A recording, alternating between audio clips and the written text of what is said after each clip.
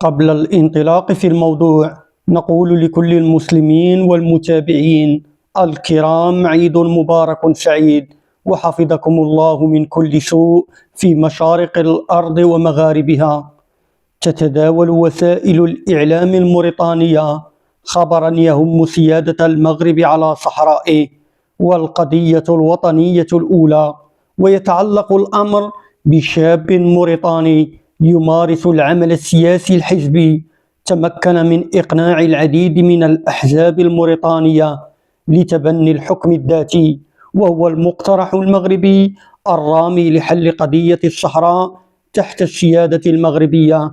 هذا الشاب والمنتمي إلى أسرة ماء العينين العريقة في المملكة المغربية، والتي تتزعم زاوية في مدينة السمارة، تمكن من إقناع العديد من الأحزاب السياسية الموريتانية بوجاهة الخطة المغربية في الصحراء المغربية، وأن خطة الحكم الذاتي المغربية هي خطة متوازنة وقابلة للتطبيق، وهي الحل الأفضل للدولة الموريتانية، وأفضل من الاستمرار في الموقف الضبابي الذي تبنته موريتانيا والقيادة الموريتانية منذ سنوات السبعينات. هذا الشاب تمكن من إقناع العديد من الأحزاب وتوحيد خطابها وإعلان موقف رسمي يواكب توجه الدولة الموريتانية. هنا نلاحظ أن الدولة الموريتانية تخلت عن البوليزاريو وتبنت الطرح والموقف المغربي. هذا الشاب ركب مسار الدبلوماسية الموازية والتي المطلوب منها، وهنا نقصد دبلوماسية الأحزاب السياسية، تخالف ركب وموقف الدولة الرسمي. وهنا كان مجال اشتغال هذا الشاب والذي تمكن من إقناع العديد من الأحزاب السياسية لتبني مخطط الحكم الذاتي وربط ذلك بالتنمية داخل موريتانيا، وهنا بطريقة مباشرة تبني خطاب المصالح. وحدت الأحزاب السياسية الموريتانية وآمنت الأحزاب السياسية الموريتانية بمنطق المنفعة والمصلحة، فالمصالح الاقتصادية مع المملكة المغربية والاستثمارات قادمة من المغرب. هنا أمام هذا الخطاب يبرز شيء واحد، وهو أن الخاسر الأكبر في الموضوع هو البوليزاريو والجزائر، والإعلام الجزائري لا يتحدث عن هذا التحول الحاصل في السياسة الموريتانية الجديدة. فالجزائر اليوم تنظر إلى موريتانيا كما ننظر إلى الموقف الفرنسي والإسباني والأمريكي من قضية الصحراء، وهو ما يعني خسارة الجزائر لذراع من أذرعها القوية في قضية الصحراء المغربية. فقد كانت الجزائر تستعمل موريتانيا لخلق نوع من التوازن في مواقفها مع المغرب، ولكن اليوم مع هذا التوجه تغيرت المعطيات والتوازنات في المنطقة.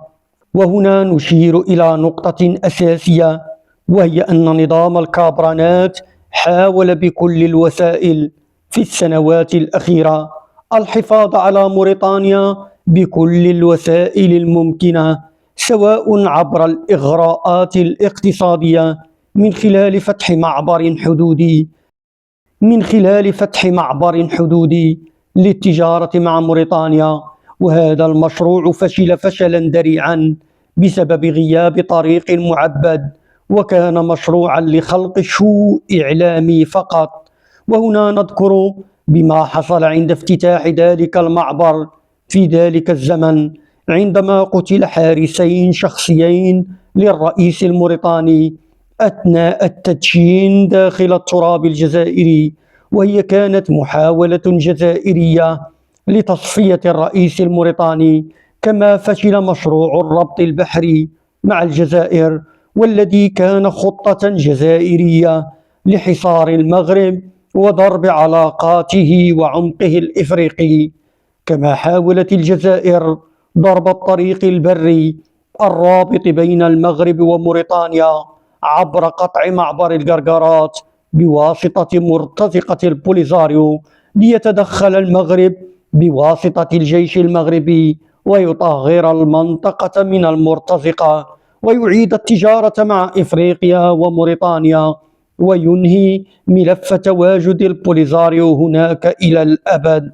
بعد الفشل الاقتصادي الجزائري أرادت الجزائر ضرب نظام الحكم الموريتاني عبر تحريك خيوط المؤامرة الداخلية لإسقاط النظام الموريتاني عبر مسارين: الأول تحريك الأقلام الموريتانية الموالية للبوليساريو والذين قام الرئيس الموريتاني السابق بمنحهم الجنسية الموريتانية، والثاني بقيادة شنقريحة أثناء زيارته لموريتانيا وحاول تنظيم انقلاب عسكري داخلي على الرئيس الموريتاني، لكن المخابرات المغربية كانت له بالمرصاد وتم إفشال المخطط وعاد شنقريحة خائبا إلى الجزائر. هنا نصل إلى نقطة أساسية، وهي أن البوليساريو اليوم تغيرت نظرتها إلى موريتانيا من حليف استراتيجي ونقطة للهجوم على المغرب إلى عدو. وفي نفس الوقت الموريتانيون ينظرون إلى البوليساريو نفس النظرة. الرئيس ولد الغزواني اليوم تمكن من توحيد الشعب الموريتاني من خلال ربط مصالحه مع المغرب ومع الاستثمارات المغربية، وأصبحت الأوراق السياسية الموريتانية واضحة وضوح الشمس: لا تآمر على المغرب، وأن تلك الفئة من الشعب المخترقة من الجزائر لم تعد تملك الإمكانيات للتأثير على القرار الموريتاني، ولم يعد صوتها يسمع اليوم، لأن لغة المصالح هي التي تتكلم. فموريتانيا لم تعد هشة أمنيا، فقد أصبح الجيش الموريتاني يملك أسلحة متطورة، وأصبح قادرا على ضبط الحدود الشمالية مع حظيرة الجزائر، ولم تعد الأراضي الموريتانية مستباحة كما كانت في السابق. كما أن نظام ولد الغزواني ربط علاقات خارجية قوت موقفه، وكذلك دخول اللاعب الأمريكي إلى المنطقة غير الكثير من المعطيات.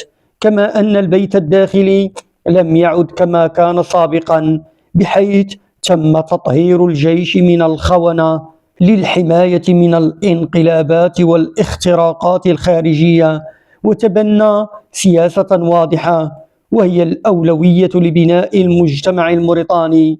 وأصبحت الأوراق التي كانت بلاد الكابرانات تستعملها داخل موريتانيا بالية ومنتهية الصلاحية وغير صالحة إلى الاستعمال. إلى هنا متابعينا الكرام نصل إلى نهاية هذا الفيديو. لا تنسوا نشر الفيديو والاشتراك في القناة، والسلام عليكم ورحمة الله تعالى وبركاته.